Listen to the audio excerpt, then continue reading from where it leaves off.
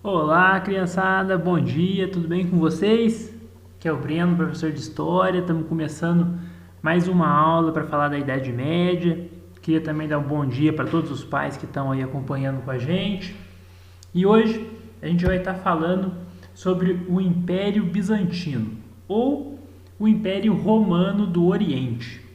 Mas como assim Império Romano do Oriente? A gente não tinha visto na última aula que a Idade Média começa com a queda de Roma e que Roma tinha caído e o poder tinha sido descentralizado, os bárbaros invadiram Roma e tiraram o imperador e Roma não acabou?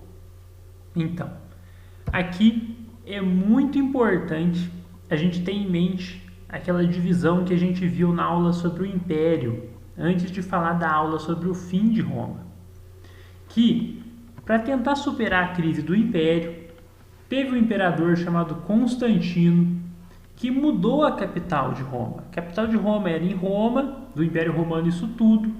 Ele criou uma capital na cidade de Bizâncio, ele fundou uma cidade, ele se mudou para Bizâncio, né? E, consequentemente, Bizâncio passou a se chamar Constantinopla, em homenagem a ele. Ele fez isso e o império ainda era unificado. Constantinopla mandava em tudo isso. Só que o sucessor dele, Teodósio, dividiu o império em dois. Constantinopla deixou de mandar em todo o império e passou a mandar só na parte oriental, só isso que está de rosa. E a cidade de Roma passou a comandar o lado ocidental do império. Então, daí para frente, passou-se a ser dois impérios diferentes. O Império Ocidental, né, de Roma, cujo símbolo era uma águia dourada num fundo vermelho, e o Império Oriental, ou o Império Bizantino, porque essa cidade se chamava Bizâncio, cujo símbolo é a águia de duas cabeças. Então, o que acontece? Quando a gente fala de queda de Roma, fim do Império Romano, a gente está falando da invasão da cidade de Roma, que ficava aqui, do fim do Império Romano do Ocidente, que acabou, ele realmente foi descentralizado, como a gente viu. Mas o Império Romano do Oriente, comandado de Constantinopla, ele permaneceu vivo até 1453, muito perto da época que o Brasil foi descoberto. Então, apesar da cidade de Roma ter sido invadido, do Império Ocidental Romano ter sido destruído, o Império Oriental ele ainda permaneceu vivo por toda a Idade Média. Ele ainda era forte, estava lá mandando ver. E a capital, né? A capital do Império Bizantino não era Roma, era a cidade de Constantinopla. Mas ela nem sempre teve esse nome. Constantinopla é uma cidade que teve 3 nomes durante a sua vida, ou até mais, bobear. O primeiro nome era Bizâncio, né? Eu não escrevi aqui, ó, Bizâncio. Primeiro ela se chamava Bizâncio, quando era só mais uma cidade do Império Romano. Com a mudança de Constantino para a cidade, ele fez muitas obras, coisas muito boas. A população gostou demais dele, né? Trouxe muita riqueza para a cidade. E em homenagem a isso, trocaram o nome da cidade de Bizâncio para Constantinopla. E hoje, né, depois da queda de Constantinopla, que tudo tem um fim, pessoal. Mesmo Constantinopla, mesmo Roma, tem um fim, né? A cidade foi invadida pelos islâmicos e ela trocou de nome e hoje ela fica na Turquia e que leva o nome de Istambul, né? É a mesma cidade que teve 3 nomes, primeiro Bizâncio, depois Constantinopla e depois Istambul. E Constantinopla, assim como Roma, foi uma cidade magnífica. No seu auge ela chegou a ter 1 milhão de habitantes. Foi assim a cidade mais importante da Idade Média inteira. Por quê?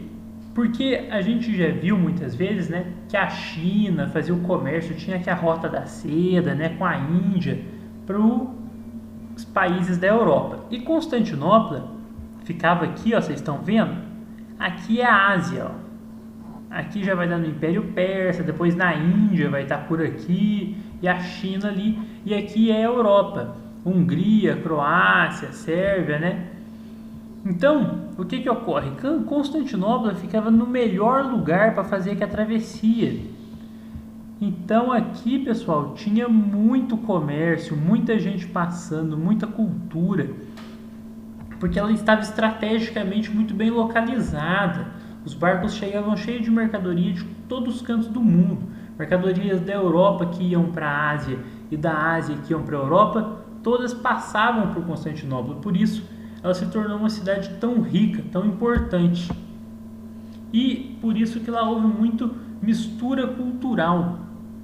Que apesar de o Constantino ter levado muito da cultura romana para a região, por causa de todo esse comércio, lá se tornou uma cidade pluricultural.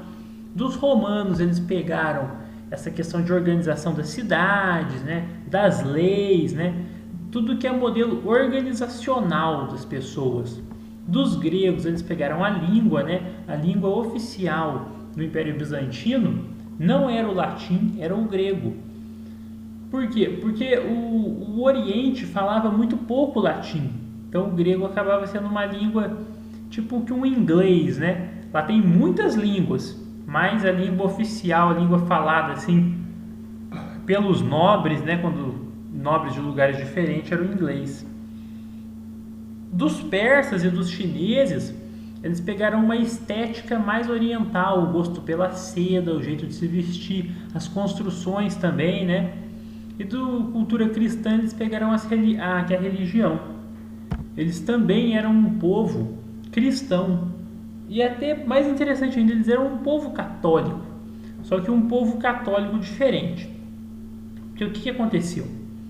Como os lados ocidentais e orientais do Império Romano foram ficando cada vez mais diferentes, o que ocorreu é que a cristandade, o jeito de ser cristão de cada lugar também passou a ficar cada vez mais diferente.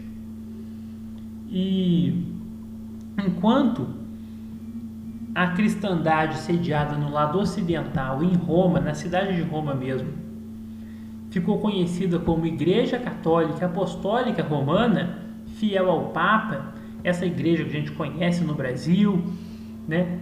A igreja que foi sediada no Império Romano do Oriente passou a ficar conhecida como Igreja Católica Ortodoxa Grega, porque eles falavam grego.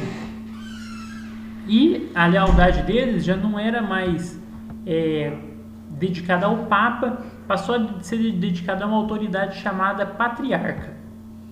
Esse aqui é o símbolo deles, para diferenciar da Igreja Católica convencional. Eles passaram a utilizar esse símbolo dessa cruz, que é a cruz que a gente tem como símbolo da Igreja Ortodoxa até os dias de hoje. O principal imperador lá, só para estar comentando com vocês um pouco sobre... Eles tiveram inúmeros imperadores, que nem o Império Romano, né?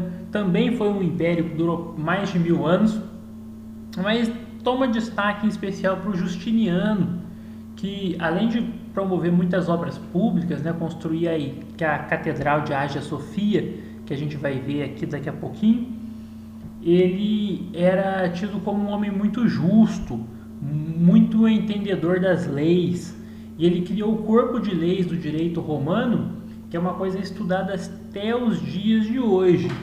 Ele alterou a lei do Império Bizantino para que nobres pudessem se casar com os plebeus, porque ele próprio havia se apaixonado por uma artista de teatro, que foi a imperadora Teodora.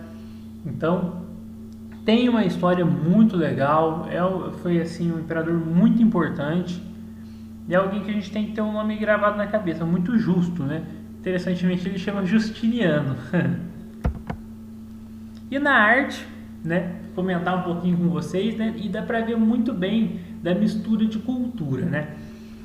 Essa é a igreja católica, foi construída para ser uma igreja católica, chamada Hagia Sophia ou Santa Sofia.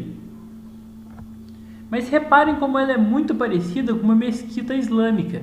Essa é a mesquita branca do Marrocos. Por que isso? Por causa da mistura de culturas.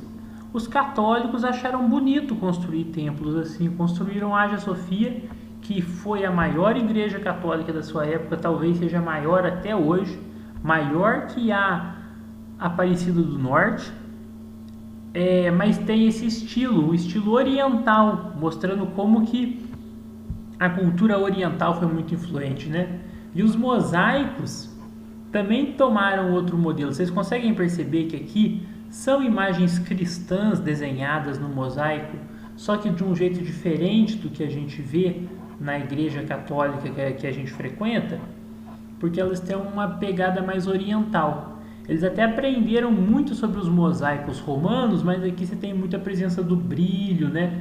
A presença dessa uso de pedras reflexivas, né?